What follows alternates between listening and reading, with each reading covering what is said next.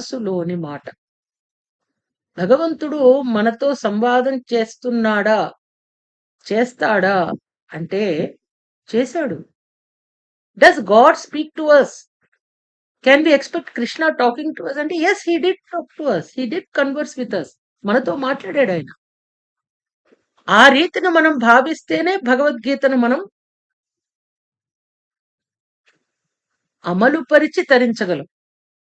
ఇక్కడ కేవలం ఒక పారాయణ కింద దీన్ని కాకుండా భగవద్గీతలో చెప్పబడినటువంటి ప్రతి అంశము మన మనస్సును తట్టి లేపేటువంటి ఒక మధురమైనటువంటి దివ్య శక్తి సాధనమది.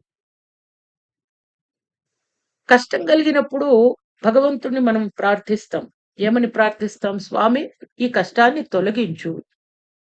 సుఖం కలిగినప్పుడు మాకీ సుఖాన్ని కొనసాగించు అని ప్రార్థిస్తాడు. అంటే ఇట్లా ఉంటే బావుండు.